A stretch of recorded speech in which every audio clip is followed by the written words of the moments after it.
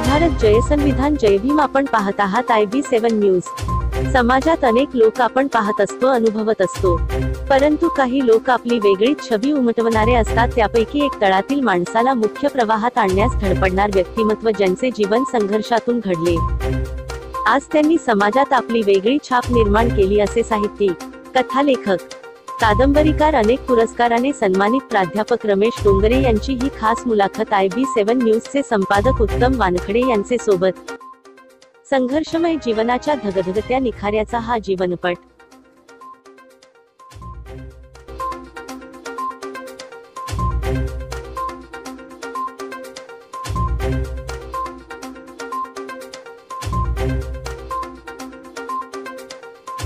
जय भारत, जय संविधान. नमस्कार. IB7 news मध्ये आपलं स्वागत आहे. आणि IB7 न्यूजचा एक कार्यक्रम आम्ही घेऊन येत आहोत, चला साहित्याकडे. आणि एक साहित्यिक की जे लेखक, कादंबरीकार, कथाकार, एक आदर्श शिक्षक, पत्रकार, संपादक, एक विविध क्षेत्रामध्ये त्यांनी आपलं जे कार्य केलेलं आहे, असे प्राध्यापक रमेश डोंगरे सर. आता ते कुठे आहेत या संदर्भात आपण त्यांच्यासोबत आज चर्चा करणार आहोत. सर, जय भीम. जय भीम. मला सर्वप्रथम आपला जीवन परिचय सांगावं प्लीज. तसं म्हणजे माझं नेटिव्ह प्लेस आहे वाडेगाव, बाळापूर तालुका. तर अकोला जिल्ह्यामध्ये माझं गाव आहे, ते 22 किलोमीटर अकोल्यावरून ते गाव आहे. आणि त्या गावातून माझं 7वी पर्यंतचं शिक्षण जिल्हा परिषद प्राथमिक शाळा वाडेगाव इथं झालं. आणि त्यानंतर माझे भाऊ मणिरंबापूरला होते आणि मग 10वी मी परशुराम नाईक विद्यालय बोरगाव मंदिर इथून केली. प्राथमिक शिक्षण तिथं झालं. त्याच्यानंतर तुम्ही जे आपले D.Ed व B.Ed याच्यापर्यंत कसे पोहोचले? 12वी मी शिवाजी कॉलेजला केल्यानंतर मग मी D.Ed ला गेलो, अकोटला D.Ed गेलो. आणि त्यानंतर मला 1996 साली नोकरी लागली शिक्षक पेशात. त्याच्या अगोदर मी BA वगैरेला प्रयत्न म्हणजे ऍडमिशन घेतलेलंच होतं. तर मुक्त विद्यापीठाच्या मार्फत मी BA केलं आणि मुक्त विद्यापीठाच्याच मार्फत मी MA केलं, MA शैक्षणिक संप्रेषणमध्ये. त्यानंतर MA मराठी मी गाडगेबाबा युनिव्हर्सिटीमध्ये केलं अमरावती इथून. आणि अशा लेवलला B.Ed माझं शासकीय अध्यापक महाविद्यालय बुलढाणा येथे मी B.Ed केलं.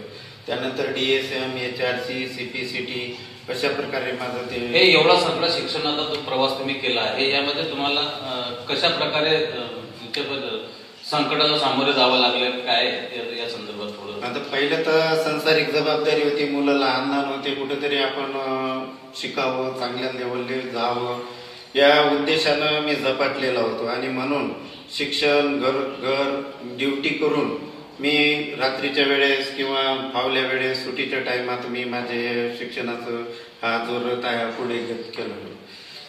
अच्छा, साहित्य क्षेत्रामध्ये तुमचा प्रवेश कसा झाला? साहित्य क्षेत्र हे मी म्हणजे जवळपास माझं जे गाव आहे वाडेगाव, हे वाडेगावच स्वतंत्र सैनिकाची आणि साहित्यिकाची भूमी आहे. आपला जो शिक्षण घेता घेता आणि त्याच्यानंतर जे आपण सर्व्हिसवर शिक्षक म्हणून जॉईन झाला, परंतु आपल्या साहित्य क्षेत्रात कसं काय पदार्पण झालं आणि याला प्रेरणा कुठली? प्रेरणा म्हणजे माझं गावच हे विदर्भाची बारडोली म्हणून ओळखल्या जाते. तिथं जवळपास स्वातंत्र्य सैनिकांची तिथं भरपूर असं योगदान होतं स्वातंत्र्य सैनिकांचं. आणि त्याचबरोबर साहित्य क्षेत्रातही भरपूर लोक तिथं होते. म्हणजे महाराष्ट्रात नावाजलेले साहित्यिक माझ्या वाडेगावले होते. त्यामुळे विविध प्रकारचे आंबेडकरी चळवळीमध्ये जे शाहिरीचे कार्यक्रम व्हायचे, कलापथकाचे कार्यक्रम व्हायचे. तर मग वामनदादा कर्डकांचे आमच्या गावाला कार्यक्रम झाले. त्यानंतर नागसेनदादा सावदेकर असे दर रविवारी म्हणजे एकंदरीत साहित्याचा वारसा तुमच्या गावात असल्यामुळे. आणि आम्ही 11वी 12वीलाच असताना माझे जे मित्र आहेत, किसन गाडेकर सर, सध्या ते कालकतीत आहे, त्याच्या अगोदर शेगावकर, आम्ही या 3-4 मिळून आम्ही एक निळ्या पाट्याचे सूर्य हा काव्य संग्रह काढला. आणि म्हणजे त्यावेळेस मी नेमका 12वीलाच होतो. आणि मग डॉक्टर प्रदीप आगलावे सरांच्या प्रस्तावनेसाठी आम्ही नागपूरला गेलो. म्हणजे माझ्यासोबत किसन गाडेकर, अक्षरशः आम्ही रात्रीनं प्रवेश केला, बसमध्ये प्रवेश केला. आणि डॉक्टर आगलावे सरांना जी प्रस्तावना आणली, त्यानंतर त्यांच्या हस्ते बाळापूरला निळ्या पाट्याच्या सूर्याचं आम्ही प्रकाशन केलं. आणि त्याच वेळेस 14 एप्रिलला सर पण आमच्या गावाला आले होते. आणि याच्यातून साहित्य क्षेत्रातच वावरत असल्यामुळे तर मी आशेचा किरण नावाचा म्हणजे 12वी असताना एक प्रातिनिधिक काव्यसंग्रह काढण्याचा वनिरंभापूरला प्रयत्न केला होता, पण पैशाअभावी मी तो काव्यसंग्रह काढू शकलो नाही. 12व्या वर्गात असतानाच माझं हे साहित्य क्षेत्रातलं वळण चालू होतं, कविता वगैरे वगैरे करत होतो. तर आम्हाला या कवितासाठी आम्ही भगवंतराव तायडे अकोल्याला ते डेअरीला होते, तर भगवंतराव तायडेच्या सोबत आम्ही विविध ठिकाणी साहित्य संमेलनाला वगैरे तिथं जात होतो. यात एक प्रश्न राहून गेला की आपण जे आपलं शिक्षण झाल्यानंतर आपल्याला असं का वाटलं की आपल्याला शिक्षकच व्हावं? नाही, शिक्षक हा योगायोगाने मिळतं. खरं म्हणजे मला लहानपणापासून माझं एक टार्गेट होतं, मी डॉक्टर व्हावं. पण आर्थिक बाजू एवढी कमकुवत होती की माझे भाऊ नोकरीवर होते, 600 रुपये पगार होता आणि त्या एवढ्यात म्हणजे अशा काही कौटुंबिक घडामोडी असतील, आर्थिक बाबी असतील, पण मला मेन उद्देश होता, मला जे ध्येय होतं माझं मुख्य ते गाठाने आलं की मला आयुष्यात होतं की मी डॉक्टर बनून काहीतरी गोरगरिबाची सेवा करावी, हे माझं उद्दिष्ट होतं. इतर मग आता नोकरीचं क्षेत्र नसल्यामुळे मग मी इकडे डीएडला आलो. कारण मी या शिक्षकी पेशात म्हणजे मला एमच नव्हता माझा इकडे येण्याचा. बरं, आपण अनेक क्षेत्रात काम केलं, वृत्तपत्राच्या क्षेत्रात पण होते. कुठल्या वृत्तपत्रात तुम्ही काय काम केलं? अच्छा, मी त्यावेळेला 12वीच्या नंतर मी अकोल्याला, माझं कार्यक्षेत्र अकोलाच होतं. तर साप्ताहिक भीमरथचे महादेवराव शिरसाट होते, त्या वृत्तपत्रामध्ये मी सहसंपादक म्हणून काम केलं. त्याच्यात बरेचसे रायटिंग माझं तिथं चालत होतं. आणि मग अकोल्याच्या नेहरू गार्डनमध्ये बसून मी मातृभूमीला, देशोन्नतीला आणि मतदार, दैनिक मतदार वगैरे पेपरला मी छोटे छोटे आर्टिकल लिहित होतो. आणि मग छोटे आर्टिकल लिहिता लिहिता पहिल्यांदा स्तंभालेख सुद्धा लिहिले का? नाही, स्तंभालेख नाही लिहिले मी. व्यक्तिरेखा नावाचा सदर त्याच्यात लिहितो. म्हणजे आंबेडकरी चळवळीमधले जे काही कलावंत असतील, गायक असेल, वादक असेल, तर या लोकांवर मी एक स्तंभलेखन तिथं करत होतो. आणि स्तंभलेखन करता मला त्यावेळेस कसे 150 रुपये तिथं मिळायचे ते एका लेखाचे. आणि मग ते कसं करता मी आपले देवा आंबोरे यांच्यावर लेख लिहिला, भगवंतराव तायडेवर विजेचे वायर जोडता जोडता असं एक टायटल त्या लेखाचं होतं. त्यानंतर माझे आर्टिस्ट होते मानकर सर, मला डीएडला असताना, तर त्यांच्यावर एक मी लेख देशोन्नतीला लिहिलेला होता. अच्छा, एकंदरीत देशोन्नती, मतदार आणि हे जे काही वृत्तपत्र आहे त्यामध्ये तुम्ही लेखन केलेलं आहे. मात्र काही सहसंपादक सुद्धा तुम्ही कुठल्या एका होते असं? साप्ताहिक भीमरथचा मी सहसंपादक होतो. आणि त्या सहसंपादक असताना त्यावेळेस आंबेडकरी चळवळीवर बरंच म्हणजे एकतेचं वारं चालू होतं सर्व गटातटाचं. त्याच्यावर म्हणजे आंबेडकरी जनतेनं एकत्र यावं, ते याच्यावर मी एक त्या साप्ताहिकामध्ये 2-3 लेख त्याच्यावर लिहिले होते. डॉक्टर बाबासाहेब आंबेडकरांचा दक्षिण भारतातील बौद्ध धर्म याच्यावरही मी मतदारमध्ये माझे लेख प्रसिद्ध झालेले आहेत. त्यानंतर मतदारमध्येच गाडगे बाबा आणि इतर महामानवावर छोटे छोटे माझे भरपूर आर्टिकल मतदारमध्ये त्यावेळेस प्रसिद्ध झालेले आहेत. अच्छा, हे करत असताना आपण साहित्य क्षेत्रात ज्यावेळेस पदार्पण केलं त्यावेळेस या क्षेत्रामध्ये आपलं सगळ्यात पहिलं लेखन कुठलं? सगळ्यात पहिले लेखांना मी कथेकडे जर कसा वळलो तर मी अत्यंत गरिबीतून आलेलो. म्हणजे दारिद्र्य काय चीज असते मी हे स्वतः अनुभवलं. म्हणजे 7व्या वर्गापर्यंत तर 10x10ची एक खोली असायची, त्याच्यात आई वडील म्हणजे कष्ट करून जावायचे. आणि मग ते बालवयातली बालमजुरी मी कामं केली. म्हणजे लहानपणीच असताना निंदायला जाणं किंवा वीटभट्टीवर काम करणं, चिल्लर चाल्लर काम. आम्ही तुम्हाला यकीन होत नसेल, आमच्या वाडेगावला आठवडी बाजार भरते दर रविवारचा. तर त्या रविवारी दिवशी मी हॉटेलमध्ये 5 रुपये रोजानं पाणी टाकायचं. त्याच्यामध्ये आम्हाला एक गिल्ली मिसळ आणि एक आलू गोंडा द्यायचा. दिवसभर नदीतलं पाणी आणून हॉटेलचे ते टाकायचं. असं तर म्हणायला हरकत नाही की तुम्ही जे तुमचं एक साहित्य मी वाचलेलं आहे बाजारातलं वाचतं, ते अनुभवच आहे तुमचा, प्रत्यक्षात अनुभव. कोणता लेखक जर लिहिते तर थोडंफार त्यानं जे पाहिलं, अनुभवलं, हे थोडेफार, कारण जे गोष्ट आपण पाहतच नाही त्या गोष्ट कोणी ते लिहू शकत नाही. आणि मी लहानपणापासून जे बाजारातलं वाक्य जे होतं हे ऍक्च्युअल चित्र हे त्या गावाच्या त्या बाजाराचं सर्व पात्र जरी काल्पनिक असले, काही वास्तववादी असले, तरी पण ते जीवनाशी निगडीत असं बाजारातलं वाक्य होतं. आणि आहे त्याला राज्यस्तरीय फिनिक्स हा पुरस्कार, इतर 4-5 पुरस्कार त्या राज्यस्तरीय मिळाले. आपले जे साहित्य आहे हे प्रथम साहित्य कुठल्या याच्यात प्रकाशित झालं? माझी पहिली कथा येशीवरचा होका ही देशोन्नतीमध्ये प्रसिद्ध आणि त्या येशीवरच्या होकामध्ये म्हणजे पहिल्यांदा मला असं वाटलं की आपण काहीतरी लिहित आहोत आणि त्या लिहित असताना तर लिहिण्याचा हा 13/8/1995 देशोन्नतीने म्हणजे ही कथा प्रसिद्ध झाली. नाही येशीवरचा होका आणि 13/8/95 आम्ही म्हणजे आमच्या आजूबाजूचं जे वातावरण होतं माझी आई येशीवर होका घेण्यासाठी जात होती.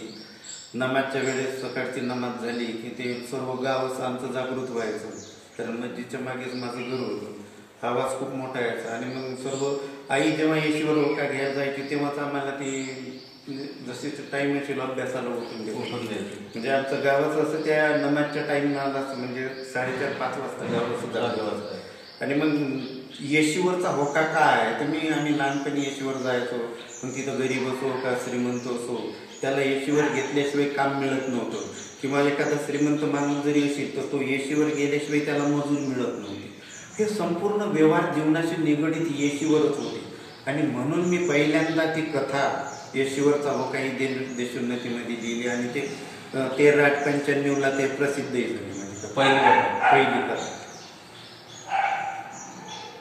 मला वाटते आपण आकाशवाणीवरून सुद्धा काही माझा त्यानंतर ते कथा प्रसिद्ध झाल्यावर मी विविध ठिकाणी ती कथा पाठवायला लागलो आणि मग आमचे ते दळवी माझे मित्र होते तिथे दळवी साहेब तिथं असल्यामुळे मी अकोला आकाशवाणीवर तर हे 18/8/1995 म्हणजे देशोन्नतीची माझी कथा 13/8 झाली आणि 18-5-6 दिवसानं दुरावा नावाची ही कथा माझी आकाशवाणी म्हणजे आकाशवाणीनं मला बोलावलं त्या स्टुडिओमध्ये. तर पहिल्यांदा आपण अत्यंत गरीब घराण्यातले गेले.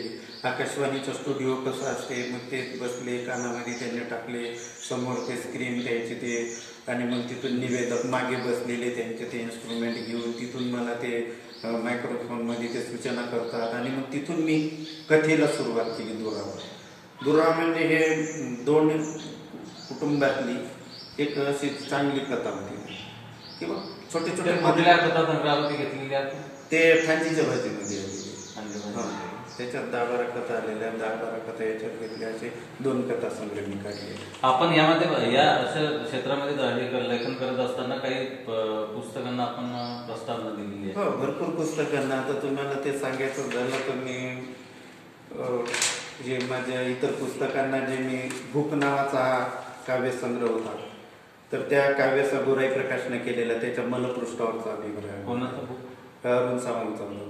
वेदना राजधर कोकाटे शिक्षक होते पदवीधर शिक्षक होते आता ते कालकतीत आहेत वारले ते. तर त्यांचा केंद्रीय शाळेत त्यांचा वेदना नावाचा काव्यसंग्रह होता आणि त्यालाही मलपृष्ठावरचा मी अभिप्राय दिलेला आहे. भगवंतराव तायडे खूप ज्येष्ठ साहित्यिक आहेत सध्या अकोल्याला आहे तर त्यांच्या शिवलेल्या ओठ याला माझे म्हणजे शुभेच्छापर लेख आहे त्याच्यामध्ये. त्यानंतर पाण्यासाठी गणेश तायडे यांचं सरस्वती प्रकाशनानं प्रकाशित तर या घोटभर पाण्यासाठी मी प्रस्तावना दिली. कसान देवानंद गवई आहे कसान यांचा हा काव्य संग्रह आहे बोधीस प्रकाशनानं प्रकाशित केला 2016ला तर त्याच्यामध्ये मी समीक्षा लिहिलेली आहे त्यांची.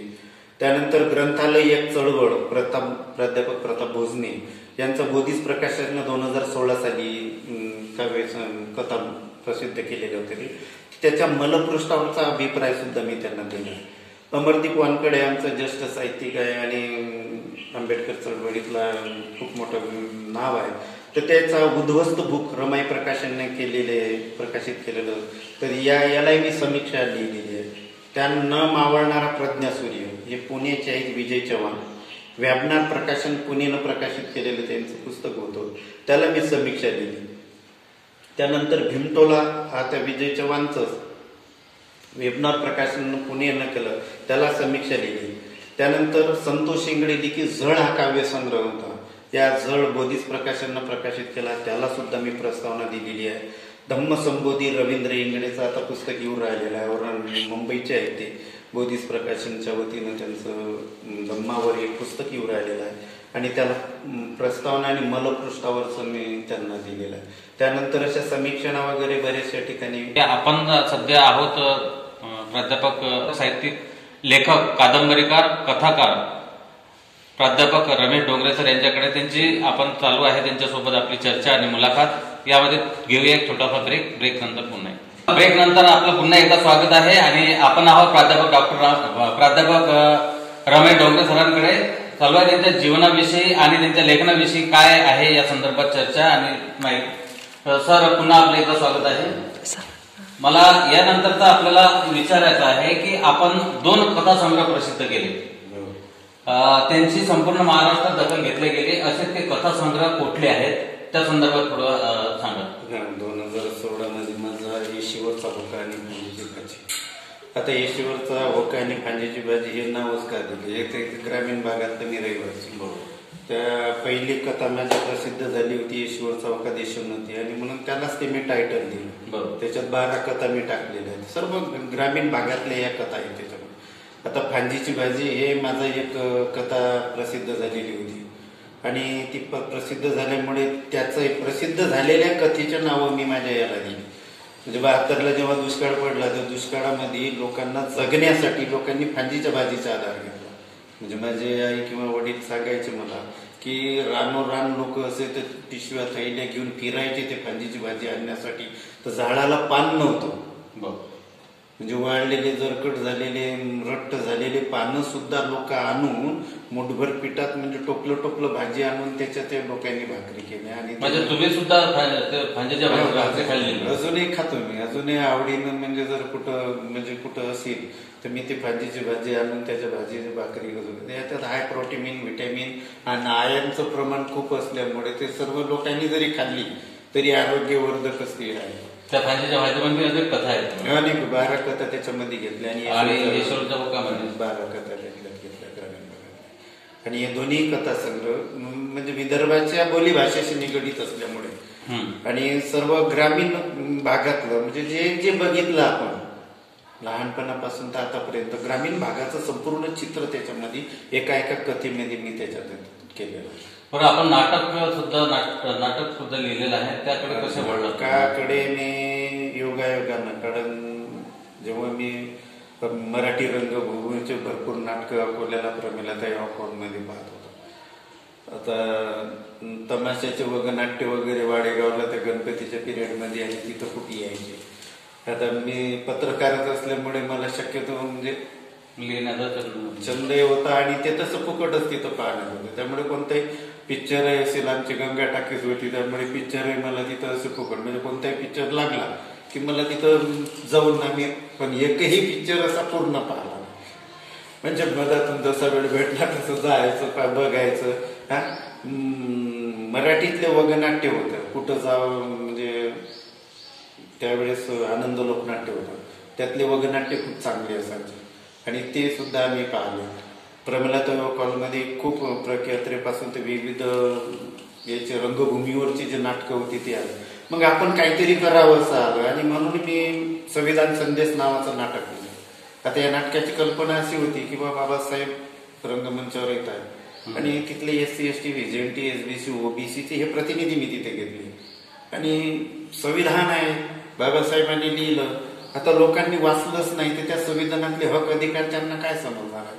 आणि म्हणून ज्या लोकांनी ते वाचलं नाही तर ते असे लोकांचा एक समूह बाबासाहेबांच्या जवळ येतात आणि मग SCचा असेल, STचा असेल, VJNT OBC, त्याच्यात एक महिला असते सुवासिनी, ते सुवासिनी महिला आहे ती जसं सवर्ण असते, ओपनची असते, तर ती म्हणते बाबासाहेबांना की बाबासाहेब माझ्यासाठी काय, तर बाबासाहेब सर्व महिलांसाठी त्यांचे सर्वच काही आहे. तू जरी सवर्णाची असली स्त्रीच आहे, त्यामुळे SC ST OBC पासून तर सवर्णापर्यंत सर्व स्त्रियांचे हक अधिकार मी तुमच्या त्याच्यात दिलेला आहे. आता त्याच्यात OBCचं 340 कलम आहे, तर मग एक कलम बाबासाहेब समजावून सांगतात. अशा लेवलची ती थीम होती त्या नाटकाची. आणि हे नाटक आम्ही शंकरनगरच्या बुद्ध विहारामध्ये BK युराडे साहेब आहेत, त्यांचा मुलगा आणि इतर मुलांना घेऊन आम्ही याचे ते प्रयोग केले. विविध पहिल्याच प्रयोगाला मला वाटतं त्याला 500 रुपये. आपण साहित्य क्षेत्रामध्ये लेखन जे केलं, कादंबरी म्हणा किंवा हे जे साहित्य लेखन केलं, पण यामध्ये तुम्ही कविता पण लिहिली आहे. ते कविता कुठली कविता? माझे जय भीम ही कविता होती, त्यानंतर एकीचे बळ ही कविता होती.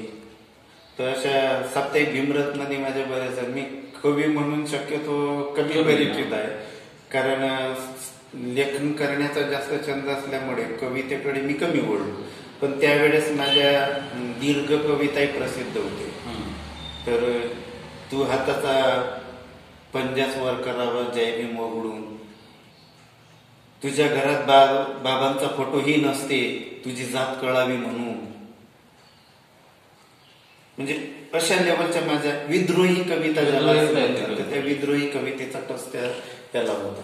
आणि मग कवितेकडे मी कमी वळलो आणि साहित्य क्षेत्राकडे इकडे जास्त वळलो. आपण सामाजिक क्षेत्रामध्ये सुद्धा सक्रिय आहात, तर नोकरी आणि हे समाजकारण हे दोन वेगवेगळे हे करत तुम्ही हे नोकरी करत असताना समाजकारण कशा प्रकारे केलं? नोकरी ही बाबासाहेबांच्या मुळे मला मिळाली. म्हणजे जी नोकरी आहे ही बाबासाहेबांमुळे मिळाली. मग माझं काहीतरी उत्तरदायित्व असते की आंबेडकरी चळवळीमध्ये मी काहीतरी योगदान द्यावं. खरं म्हणजे चळवळीतलाच पिंड होता आणि मग आपण काहीतरी करा, कारण आपला रोजीरोटीचा प्रश्न बाबासाहेबांनी मिटवून टाकला. मग रोजीरोटीचा प्रश्न जर बाबासाहेबांनी मिटवला तर मी काहीतरी देणे आहे, त्या समाजाला मी काहीतरी दिलं पाहिजे. मग माझ्याकडे काय, तर माझ्याकडे जर वेळ आहे, थोडाफार पैसा असेल आणि बुद्धी असेल, तर मी वेळ काळ आणि बुद्धी हे समाजाला द्यायला पाहिजे. जे समाजातले लोक तिथं काही शेतीचे कामं करीन, दिवसभर राहीन, तो पुस्तक वाचीन का? शिकलेल्या सवरल्या लोकांनी पुस्तकं वाचून त्यांच्यापर्यंत जावं हा एक उद्देश होता. आणि मग त्या उद्देशानं आम्ही विविध क्षेत्रात सामाजिक चळवळीमध्ये काम करताना मी माझे धम्मबोधी भाऊ आहेत यांच्या थ्रू आम्ही बुद्ध विहार जोडल्याचं अभियान केलं. त्यामुळे गावागावामध्ये आम्ही हे प्रबोधनाचे कार्यक्रम राबवले. म्हणजे संध्याकाळी शनिवार रविवार दिवशी असेल ते एक बुद्ध विहारामध्ये आम्ही जात होतो 4-5 लोक, आणि मग त्या थ्रू सामाजिक समस्या समाजाच्या घेऊन आम्ही तिथं जात होतो आणि तिथं प्रबोधन करत होतो. आपण सामाजिक, शैक्षणिक आणि साहित्य क्षेत्रामध्ये कार्य करत असताना आपल्याला पुरस्कार मिळाले आहेत. अनेक पुरस्कार आपण प्राप्त केले आहेत. तसे आम्ही विविध वृत्तपत्रातून आणि टीव्ही चॅनलच्या बातम्यांमधून ऐकले आहेत, पाहिले आहेत. तर आपला सर्वप्रथम जो पुरस्कार आपल्याला मिळाला आहे तो कुठला जिल्ह्याचा पहिला पुरस्कार कुठं मिळाला आणि तो कोणता पुरस्कार आहे? मला पहिला जो पुरस्कार आहे माझा कवितेला मिळाला. कवितेला म्हणजे सुरुवातच होती आयुष्याची ती केलेली. आयुष्याची सुरुवात असताना अकोल्याच्या महानगरपालिकेच्या सभागृहामध्ये त्यावेळेस तुळशीराम विद्रोही कविता होती का? विद्रोही कविता होती. आणि त्या कवितेला खरं म्हणजे कवितेला पुरस्कार किंवा त्या साहित्य संमेलनात पुरस्कार मला मिळाले याचंही मला आश्चर्य वाटत होतं. कारण कविता ही जगण्याची असते, कविता ही विस्फोटक अशी कविता होती. आणि त्या कवितेचं जेव्हा अनालिसिस विश्लेषण तिथल्या लोकांनी ती भावली, आणि म्हणून मला पहिला त्या जिल्हास्तरीय पुरस्कार त्या साहित्य संमेलनामध्ये तिथं मिळाला. आणि मग त्या एका छोट्याशा पुरस्कारानं, आयुष्यात पुरस्कार छोटा मोठा असं काही नसेल, पण त्याने एक साहित्य क्षेत्रातली माझी ग्रीप घेतलेली की बा आपण काहीतरी लिहू शकतो, आपलं कोणीतरी वाचते. आणि म्हणून मग तिथून लिहायला सुरुवात केली. आता तिथून तुम्ही सुरुवात केली म्हणजे तिथून तुम्हाला असं म्हणावं लागेल की तिथून तुम्हाला साहित्याचे पंख फुटले आणि तुम्ही त्या साहित्याच्या क्षेत्रात भरारी घेता. याच्यानंतर तुम्हाला जिल्ह्यानंतर राज्यामध्ये सुद्धा अनेक पुरस्कार मिळाले आणि राष्ट्रीय पुरस्कार पण मिळाले. तर त्या राज्यामध्ये जो पुरस्कार मिळाला आहे तो कुठल्या पुस्तकावर मिळाला तुम्हाला आणि कोणता पुरस्कार? मला राज्यस्तरीय पुरस्कार जे माझ्या पुस्तकालाच मिळालेला आहे. तर बाजारातला भातकई या कादंबरीला चंद्रपूरचा फिनिक्स पुरस्कार त्याला मिळालेला. त्यानंतर छत्रपती शाहू महाराज राज्यस्तरीय पुरस्कार त्याला मिळालेला. दुसरे 2-3 राज्यस्तरीय पुरस्कार त्यातला मिळाला. शांताबाई शेळके हा राज्यस्तरीय पुरस्कार होता साहित्यातला मंचरचा, तर तो माझ्या पूर्ण शून्य या कादंबरीला मिळाला. वामनदादा कर्डक आणि इतरही बरेचसे सत्यशोधक सेवा समितीचं यायचे पुरस्कार माझ्या या दोन्ही कादंबरीला ते मिळाले. अच्छा, जिल्हा परिषद शिक्षक क्षेत्रामधला आदर्श पुरस्कार आदर्श शिक्षक, तर तो जिल्हा परिषदला मी काम करत असताना आदर्श 2013 साली खरं म्हणजे मी एका आडवळणाच्या शाळेवर होतो. म्हणजे कामगाव शहरापासून बेलूर आहे, छोटंसं आडवळणाचं गाव आहे. मुख्य रस्त्यापासून 1-2-1.5 किलोमीटर आतमध्ये होते. आणि खरं म्हणजे शिक्षकी जर आपण आलो, गरिबी आपण भोगली, कारण प्रायमरी शाळेत असताना मलाच कपडे भेटत नव्हते. बरोबर. तर कुठेतरी फाटलेले तुटलेले कपडे असायचे आपले. आणि मग शाळेवर शिक्षक लागलो, आणि ज्या दिवशी शिक्षक लागलो त्या दिवसपासूनच इमानी ईदद्वारे आपण या क्षेत्रात काम करावं हा मानस ठरलेला होता. म्हणून पहिल्या वर्षीपासूनच मी माझ्या वर्गातील विद्यार्थ्यांना पुस्तकं, पेन आणि 5 विद्यार्थी मी असे दरवर्षी दत्तक घेतो. आतापर्यंत आता तर माझ्या मिसेसचंही मला म्हणजे सहकार्य एवढं असते की आम्ही दरवर्षी आमच्या बाजूला 2-4 मुलं असतात, त्यांना कपडे लागते. मी असं नसं माझ्या मॅडम घेऊन देते. आम्ही पुस्तकं तर दरवर्षी देतो, लेटर बुक. त्यामुळे त्या क्षेत्रात आपण आलोच तर त्या वहाळ्यातून बेलुरा या आडवळणाच्या गावात मग आम्ही तिथं विविध प्रकारचे शैक्षणिक प्रयोग केले.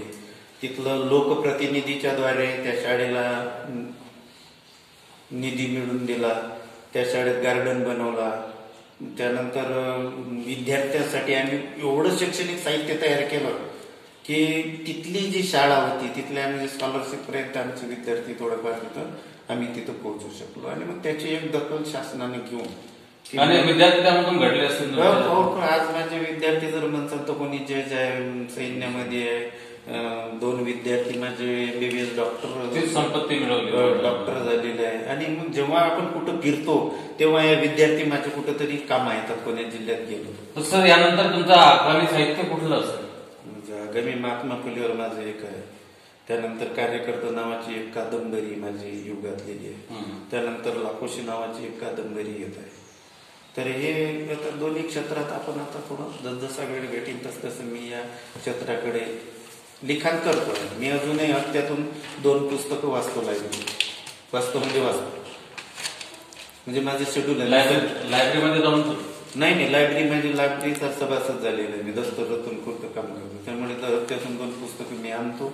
आणि ते मी विविध प्रकारचे कथा संग्रह असतील किंवा आत्मचरित्र म्हणजे वाचण्याचा जास्तीत जास्त मला छंद आहे. समजा इतिहास. यासोबत आणखी कोणतं ध्येय आहे तुमच्या मनात? पुढे काय करावं? पुढे तर मला असं वाटतं की या आंबेडकरी चळवळीमधले जे महिला असतील, विद्यार्थी असतील, त्यांच्यासाठी एक MPSC सारखं क्षेत्र आहे.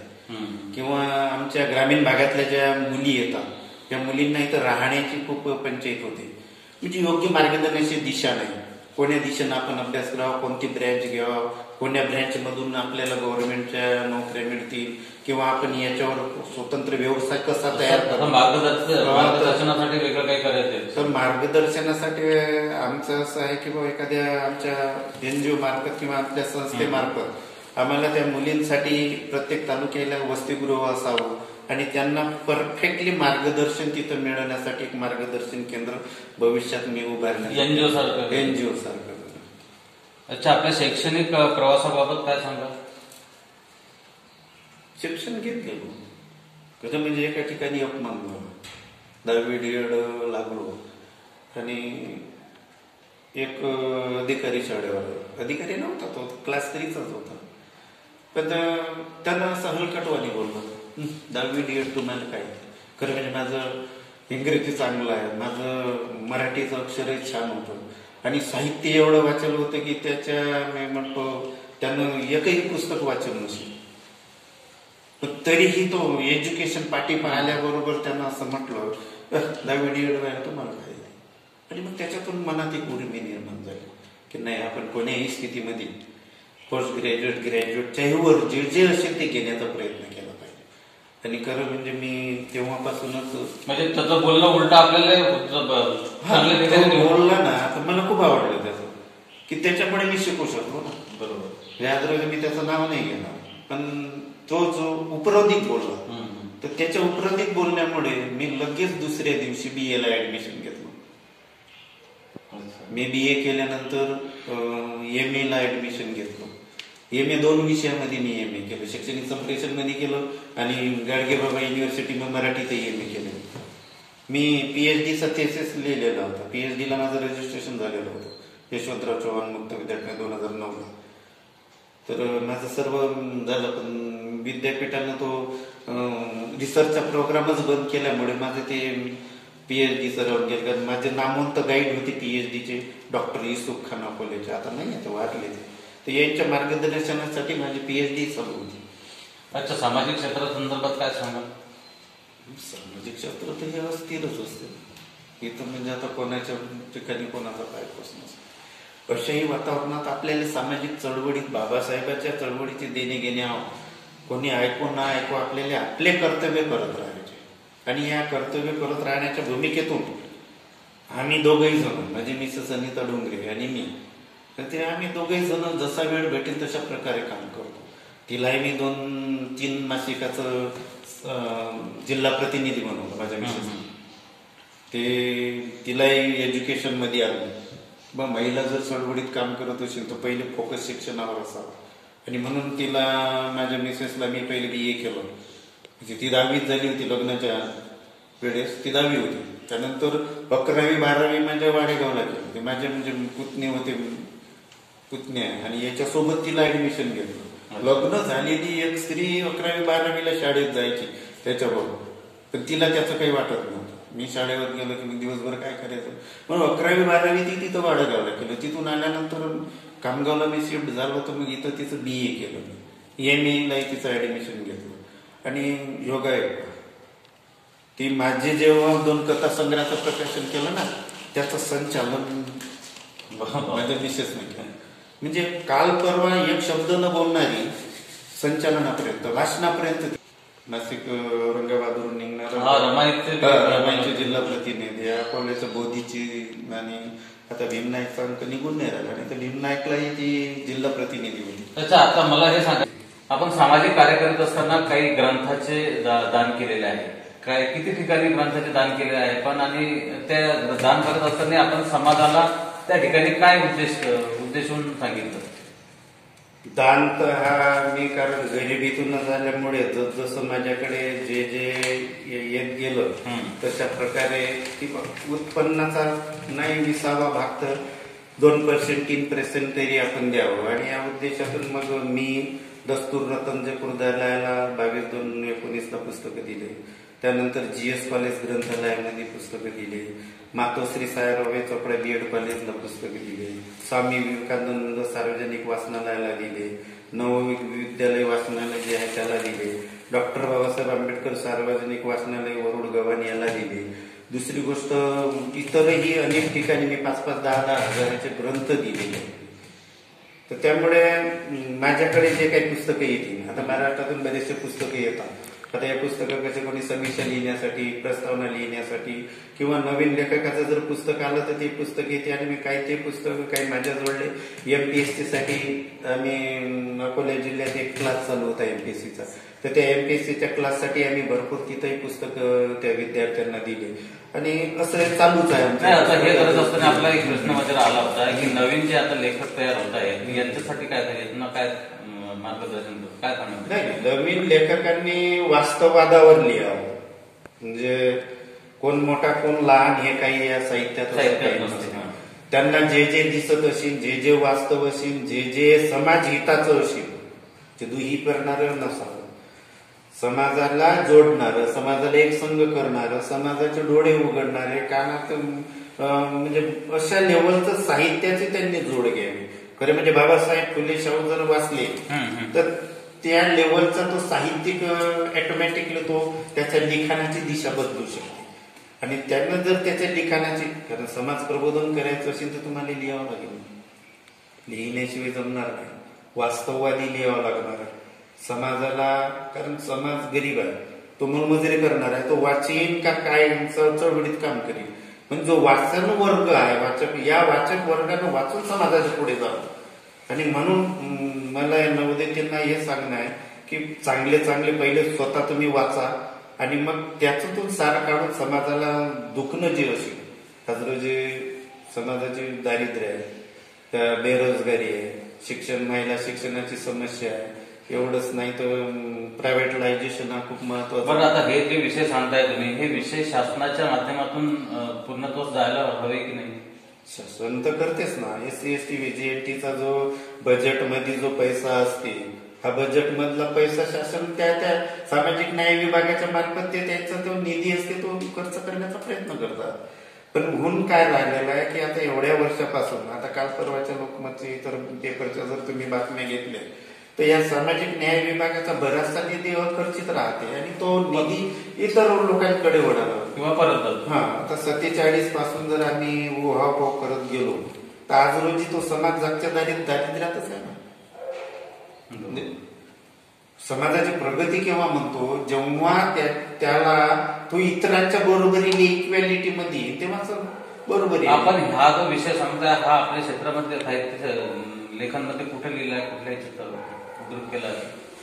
माझ्या या कादंबरी म्हणजे अपूर्ण शून्य या कादंबरी त्या इक्वॅलिटीवरच आहे. हो सर.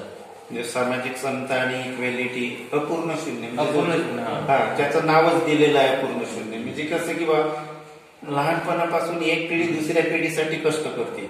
आता एक पिढी जर दुसऱ्या पिढीसाठी कष्ट करत असेल, कोणी म्हणते मी शून्यातून विसरून येऊन करणार, तुम्ही मी एवढं कमावलं, एवढं मुलासाठी केलं, असं केलं, आणि मग हे केलं तर त्याचं शेवटी जीवन काय आहे ते अपूर्ण शून्य आहे. तो करोडपती असेल, भिकारी असेल, साधा मोलमजुरी करणारा असेल, तर या लेवलला मी ते अपूर्ण शून्य, आणि म्हणूनच ते अपूर्ण शून्य खूप माझी कादंबरी. हे तुमचं जे काही आता जे काही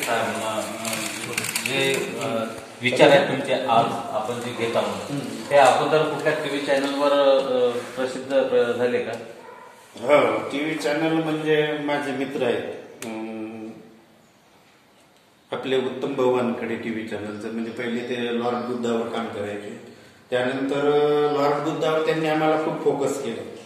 म्हणजे आमचे दोघे नवरा बायकोंचे जिथं कार्यक्रम असतील तर ते विविध प्रकारचे कार्यक्रम त्यांनी त्यांच्या लॉर्ड बुद्धावर दाखवले. त्यानंतर त्यांनी IB7 नावाचं एक स्वतः चॅनल काढलं, आणि त्या IB7 वरही माझ्या विविध प्रकारच्या जे काही सामाजिक लेवलच्या काही बातम्या असतील, मला जेवढेही काही पुरस्कार भेटले असतील ते हे सर्व पुरस्काराचं व्हिडिओ क्लिप त्यांनी त्यांच्या त्या IB चॅनलवर त्यांनी दाखवलेले होते. त्यामुळे मला वाटतं एक वेळ दूरदर्शनवरही आमची बातमी आलेली होती. सर, आपण प्रसिद्ध वक्ते आहे आणि प्रसिद्ध वक्ता आपण असताना आतापर्यंत आपली किती ठिकाणी व्याख्यानं झाली आणि त्या व्याख्यानातून आपल्याला काय प्रतिसाद मिळाला, काय परिवर्तन झालं? व्याख्याताच आहे मी मुळात. म्हणजे मला भाषण आणि व्याख्यान ही माझा पहिला छंद होता. खरं म्हणजे आजपर्यंत मी जवळपास 700 ते 800च्या जवळपास व्याख्यान दिलेले आहे. त्याची नोंदही माझ्याजवळ बऱ्याच ठिकाणी काही याच्या नाही. मी खूप हिंगोलीपर्यंत, नांदेड, हिंगोली, अकोला, बुलढाणा जिल्हा, वाशिम, इकडे भरपूर ठिकाणी, मुंबईपर्यंत मी तिथं गेलेलो आहे. पण एक हिंगोलीचा अनुभव सांगतो. तिथं माझ्यासोबत जे व्याख्याते आलेले होते मुंबईचे आणि औरंगाबादचे, तर त्या कार्यक्रमाची होती सार्वजनिक भीम जयंती. सार्वजनिक भीम जयंतीला म्हणजे पैसे देऊन लोक आणलेले होते त्यांनी. आणि त्या दिवशी त्यांनी कार्यक्रम संपल्यावर माझ्या हाती पाकिट ठेवलं, तर मी ते पाकिट घेतलं नाही. ते म्हणे का? म्हटलं नाही, मी आंबेडकर चळवळीत काम करणारा माणूस आहे आणि बाबासाहेबाच्यामुळे मी शिकलो, बाबासाहेबाच्यामुळे मला नोकरी लागली, आणि पैसे देऊन व्याख्यान देण्यासाठी मी कोण्याच गावले जात नाही. माझं भाडं थोडं मी माझ्या वतीने देतो, ही माझी जबाबदारी आहे. मी असा प्रोफेशनल म्हणजे व्याख्याता नाही आहे म्हटलं, किंवा पैसे घेऊन माझा व्यवसाय धंदा नाही आहे ना, तो समाज प्रबोधन करणे माझा छंद आहे, माझी आवड आहे आणि माझं कर्तव्य आहे. आणि या बाबी म्हणून मी तिथले ते पैसे घेतले नव्हते त्यांच्या. आता तुम्ही जे म्हणताय की हा माझा व्याख्यान किंवा काही घेतात, त्यावेळेस अशा प्रकारचे तुमचे काही मित्र आहेत का तुमच्यासारखे तयार झालेले? बरेचसे मित्र मी तयार केले. कारण कसं आहे माहिती आहे काय, तुम्ही जे म्हणताय की मी व्याख्यानासाठी जातो तर मी स्वतःच्या पैशाने जातो, आज लोक त्या पद्धतीने त्याचा उद्योग करत आहेत. अशा संदर्भात आपले काही मित्र तयार झाले नाही? फुकट फाकट चळवळीत मित्र होत नसतात ना, कारण ज्याला त्याला काय पैसे पाहिजे असतात ना. आता मी एकटा माझ्या भाड्याने जातो, बरोबर, तर परत दुसरा माझ्यासोबत येत नाही ना. जवळपास असला तर तो येऊ शकते, नाही तर मग जास्त दूरचा प्रवास असला तर तो शक्यतो कारण सांगते, नाकारते. नाही बा जसं साहेब मुलाचं घरी अडचणच आहे, म्हातारीचा आजारी आहे, या लेवलले ते कारण सांगतात आणि मग मी तर आपलं आहेच, आपली धोटी उचलून निघालो. ठीक आहे सर. मला आता एक घटना तुम्ही मागे सांगितली की बा मी डीएड एक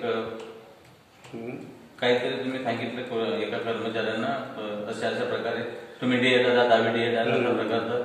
तर अशा प्रकारचे अनुभव तुम्हाला सामाजिक चळवळीमध्ये काम करताना आले का काही अनुभव अपमानाचे किंवा कशाचे? सामाजिक चळवळी लोक तुम्हाला काम करूही देत नाही आणि काम करून घेत. चळवळ ही आहे की चळवळीमध्ये तुम्हाला तुमचं जोपर्यंत तुम्ही देणारे असता तोपर्यंत चळवळीत लोक तुमचा उपभोग घेत असतात. आता हे खरं म्हणजे आपली चळवळच गरिबाची चळवळ. याच्यात म्हणजे हेवे दावे पाय ओढणारे खडकावर खडकावर तर ते खडकावरचे आपण लोक आहोत. आणि दुसरी गोष्ट याच्यात काय माना दानासाठी खूप आपल्याला असतात. म्हणजे माझे मी जीवनातले अनुभव सांगतो. तुमचा एक छोटासा कार्यक्रम असेल 10चा स्टेज तर जास्तीत जास्त लोक म्हणजे प्रेक्षक कमी आणि स्टेजवरच जास्त असतात. बरोबर. म्हणजे तुम्ही जर एखाद्या चळवळीत तुम्ही उभे राहिले तर पहिले तुमची एखादी संघटन उभे राहायच्या अगोदर तुमचे दुश्मन तिथं तयार होतात. न तुम्ही काम करत राहिले जेवढे तुम्ही जास्त काम कराल तेवढे तुमचे जास्त दुश्मन तयार होतात. आणि त्याचं घेणं देणं काहीच नसते. फक्त जलनवृत्ती असते की बाबा हे पुढे चालले हे पुढे चालले आणि हे पुढे चालले या उद्देशाने मग एकमेकाची पायघोडी हे या चळवळीमध्ये असते. पण हे चालावं. जो व्यक्ती असेल योग्य असेल त्यानं आपलं काम आम्ही करत राहतो. आमचं दोघांचं असं आहे की आम्ही आमचं काम करत राहतो. एखादं जर आमच्या वाटेत येत असेल तर आम्ही आमचा रस्ता बदलतो. पण त्याला चुळून आम्ही जात नाही. त्याला इच्छा आहे ना. हे तुमचं मोठेपण आहे. मात्र कोणी असं करू पण नाही. हे तुमचं मोठेपण आहे. हे रस्ता बदलणं मानवी स्वभाव आहे तो. करू नये हे आता त्या एकमेकाचे मन जर आपल्याला कळले असते तर असं झालं नसतं ना. मानवी स्वभाव असते प्रत्येकाला. कारण लोकांना उमेद कुठून येते? दुसऱ्याचं पाहिल्याशिवाय तो घरातून निघत नाही. दुसऱ्याचे जर यश अपयश पेपरच्या बातम्या टीव्ही चॅनलला वगैरे त्यानं पाहते आणि मग त्याच्यातून ते होते ना की आपणही तसं बनलं पाहिजे, आपल्या घरचं कोणी असलं पाहिजे. नाही ते चिंता करणं बरोबर आहे. मात्र कोणाला थांबवणं हे योग्य नाही. बरं सर, आता आपण तर खूप चर्चा केली आहे. तुम्ही अनेक क्षेत्रामध्ये आहात. परंतु ठीक आहे, एक शिक्षक आणि शासकीय कर्मचारी पण लेखक आणि साहित्यिक यामुळे मी तुम्हाला फक्त एक विचारतो की आजच्या या आंबेडकरी पक्षाच्या राजकारणासंदर्भात आपण काय सांगू शकतो? काय साहेब कसं म्हणजे राजकारणावर माझ्यासारख्या माणसांना बोलणं बरोबर नाही. आपण साहित्यिक आहात, लेखक आहात लेखकाची भूमिका वेगळी आहे, साहित्याची भूमिका वेगळी आहे. खरं म्हणजे लेखक आणि साहित्यिक हा समाजाचा आरसा असते. समाजात जे राजकारण हे पण समाजात ना, राजकारण हे समाजात असते. पण अलीकडचं राजकारण हे थोडस वेगळं आहे ना. माणूस केंद्रित किंवा सर्वसामान्य माणसाला धरणारं असं जे असायला पाहिजे. म्हणजे आजही संसदेत म्हणा विधान परिषद म्हणा जो अपेक्षित घटक आहे तो पोहोचलाच नाही. विशिष्ट वर्गाचे लोकच तिथं जातात. इथला SC ST VGT SBC minority NT ड NT क अजूनही पहिल्या संसदेपासून अजूनही त्याच्यात लोक नाही आहेत. या लोकांनी प्रतिनिधित्व. व्यवस्था कशी बदलणार? व्यवस्था बदलण्यासाठी इथला माणसाला पहिले बदलावं. इथल्या माणसानं पहिल्यांदा संविधान वाचावं लागेल. फुले शाहू आंबेडकर या माणसानं वाचावं लागेल. ज्या दिवशी इथला माणूस फुले शाहू आंबेडकर वाचेल, संविधान वाचेल, त्या दिवशी त्याला त्याचे हक आणि अधिकार कळतील की मी एवढ्या वर्ष गुलाम का आहे, मला गुलामीच्या ठेवण्याच्या मागे कोण कारणीभूत आहे, माझ्या आर्थिक गरिबीला कोण कारणीभूत आहे, मला शिक्षण महाग करण्यासाठी कोण कारणीभूत आहे. हे ज्या दिवशी त्याचेच प्रश्न त्याला समजतील त्या दिवशीच तो योग्य व्यक्तीला उमेदवाराला तो निवडून देऊ शकणार आहे. बाबासाहेबांनी एक मत एका दिलं ना. आता बिर्लाला तेवढाच अधिकार आहे तर एका सर्वसामान्य भिकाऱ्याला एका वोटिंगचा अधिकार आहे. धर्म जात पंथ संप्रदाय भावनिक भावना याच्यावर जर या देशातलं राजकारण होऊ नये असं मला वाटतं. बरं, मला हे म्हणायचं आहे याची गोष्ट की आपण ठीक आहे बहुजन समाजाची तर आपण थोडं बहुजन समाजाचा राजकीय प्रश्न आपण बाजूला ठेवू. मात्र आंबेडकरी समाजामध्ये जे आपण म्हटलं आहे की इथला माणूस बदलला पाहिजे, तर हा माणूस आंबेडकरी समाजाचा माणूस कसा बदला राजकारणामध्ये? आंबेडकरी कारण कसं आहे सर, आता निवडणूक आली की काही लोकांची दिवाळी सुरू होती, तर त्या दिवाळी करणाऱ्या लोकांना काय म्हणणार? सर्वांचीच थोडी दिवाळी, ते काय समाजात एक घेऊन बसलं किंवा निवडणूक आली की या लोकांचा फायदा 1000 आणि 500 रुपयात काय होऊन राहिलो साहेब? त्यांनी घेऊ नये ना. एक 500 रुपये त्या व्यक्तीला दिले. आज तुम्ही जर साधारण मटणाचे भाव पाहसाल 650 रुपये किलो मटण आहे. साधे तेलाचे भाव जर तुम्ही बघितले, इथली महागाई जर बघितली, तर त्या महागाईच्या मानाने त्याला एखाद्याला 500 रुपये 1000 रुपये दिले म्हणजे नगण्य आहे ना. पण त्या 500 1000 रुपये लालचे पोटी जर तो एखाद्याला निवडून देत असेल तर ते 5 वर्ष ही व्यवस्था कशी थांबणार? हीच व्यवस्था जी आहे ना, तुम्ही बोलताय ही व्यवस्था समाजामध्ये रूढ आहे, यांना कसं थांबवणार? ही थांबवणं तुमच्या आणि माझ्या एकट्याच्या हातात नाही. यासाठी प्रबोधन पाहिजे. त्यासाठी समाजाचं प्रबोधन हवं. इथल्या संविधानाची जनजागृती हवी आहे. गावागावात शिकलेल्या सवरलेल्या लोकांच्या घरात बाबासाहेबांची पुस्तकं नाही वाचतील. ते तुमच्या विद्रोही कवितेमध्ये आहे. हा, बाबासाहेबाचं साधं 50 पेजेचं एक पुस्तक जर एका व्यक्तीने जीवनात वाचलं तर तो क्रांती चळवळ करू शकते. महात्मा फुले जर त्यानं गुलामगिरी असेल, तृतीय रत्न असेल, अखंड असेल, ब्राह्मणाचे कसब असेल, शेतकऱ्याचा आसूड असेल, महात्मा फुलेचे छोटे छोटे पुस्तक आहेत. हे पुस्तक क्रांती करणारे, मेंदूला चालना देणारे हे पुस्तक आहे. आणि नेमके आमचा विद्यार्थी हे पुस्तक वाचन. शाहू महाराजाचं कुठेतरी म्हणजे वेदोक्त प्राणोक्त पद्धत आहे. हे प्रकरण आपण जर वाचले, शिवाजी महाराजाला जर आपण घेतलं, नाही हे तर बहुजन समाजाला डोक्यात घ्यायला पाहिजे. हा जो प्रकार आहे तुम्ही जे सांगताय वेदोक्त आणि समाज हा धर्म भोळा आहे. बहुजन समाज हा धर्म भोळा आहे आणि धर्म भोळा असल्यामुळे तो काय करते, त्याचं वाचण्यापेक्षा चमत्कार याच्यावर जास्तीत जास्त त्याचा भर असते. आणि मग समाजाला जशी मागणी असते तसे चिवत्या बनवणारे लोक त्यांच्यावर तसे अटॅक करत असतात ना. आणि त्यामुळे मग ते तो खराब आहे किंवा तो याला नाडू राहिला, चढू राहिला, याचं शोषण करू राहिला असं आपण म्हणू शकत नाही ना. कारण यानं जर वाचलं, हा शोषण करून यायला जर तयार आहे तर त्याला आपण काय दोष देणार? खरं म्हणजे बंड या लोकांनी करायला पाहिजे ना, की हजारो पिढ्या यांना या लोक बंदिस्त आहे, या लोकांना शिक्षण नाकारलं, या लोकांना. तर आपण याच्यातून काहीतरी घडवलं पाहिजे. आपल्यात महामानव होऊन गेले, संपूर्ण महामानव हे ओबीसी मध्ये, SC ST मध्ये झाले ना. बरोबर. याने याचा तर धडा घ्यायला पाहिजे ना. ठीक आहे सर, आपण आतापर्यंत जे काही साहित्य इथं गिरवलं आहे आणि बाहेर पडलं आहे, त्याच्यानंतर आपल्या जे कथासंग्रह आहेत ते कथासंग्रह सुद्धा प्रसिद्ध झालेले आहेत. अशा या कथासंग्रहावर, लेखनावर, साहित्यावर आपण कुठलं तरी असं काही निर्माण करता आहे का पुढे? तर माझं तर काही मानस नाहीये, पण माझे जे मित्र आहेत उत्तमरावजी वानकडे आहे, IBS7 न्यूज चॅनलचे, खरं म्हणजे हे खूप धडपडी व्यक्तिमत्व आहे आमच्यामध्ये. तर यांनी मागच्या वेळेस संविधान की राह पर नावाची एक सिरियलचं त्यांनी प्रोमो शूट केलेला होता. काही भागाचं त्यांनी शूटिंगही केलेलं होतं.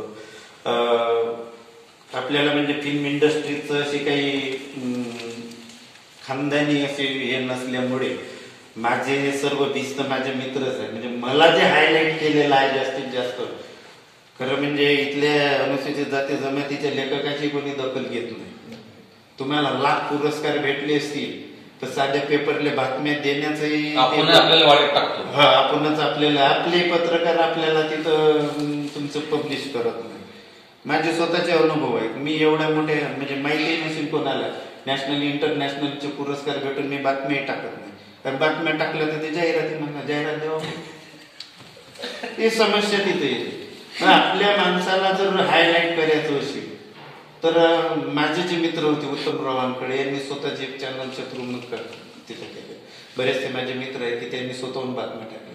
मी स्वतःहून बातमी कोण्या पेपरला घेऊन गेलेलो नाही, कारण मला बरेचसे अनुभव आल्यामुळे मी मग कितीही आल्या तर मी पेपरली बातमी टाकत नाही. जे आले ते आलं. तिकडून जे जे पुरस्कार भेटतात त्या पुरस्कारवाले समजा ते तिकडल्याच बातम्या ते येत असतात. जे संस्था ते आयोजन करते तेच ते बातम्या देतात. खरं म्हणजे इथल्या वृत्तपत्रांना स्थानिक लोकांना उचलेले पाहिजे की आपल्या परिसरात लेखक आहे, आपल्या परिसरात मोठा माणूस आहे, आपल्या परिसरातली लिखाण करणारे जर लोक असतील तर इथल्या लोकांनी याला हायलाइट करायला पाहिजे. बरोबर. पण हे लोक असं कधीच करत नाही. 27-28 पुस्तकं लिहिणाऱ्याला कोणी हायलाईट करत नाही. पण छोटस जर तुम्ही वाईट काम केलं की तुम्हाला न पुसता बातम्याच तुमच्या तिथं प्रकट होतात.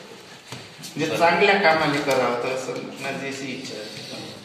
ठीक आहे सर, आपण खूप आपल्या जीवनातलं जे काही आहे शिक्षणापासून तर साहित्यापर्यंत आणि साहित्यापासून तर आपण जो अनुभव आम्हाला सांगितला आणि नवीन जे लेखक आहेत त्यांना काय आपण हे दिलंय ते मार्गदर्शन पण केलं साहित्य क्षेत्रात, शैक्षणिक मध्ये, राजकारणामध्ये आणि बहुजन समाजाला सुद्धा काय मार्गदर्शन करायचं ते आपण केलं. आपण आमच्या या कॅमेरा चॅनल समोर आला, आपले मत व्यक्त केले त्याबद्दल आपले धन्यवाद. जय भीम.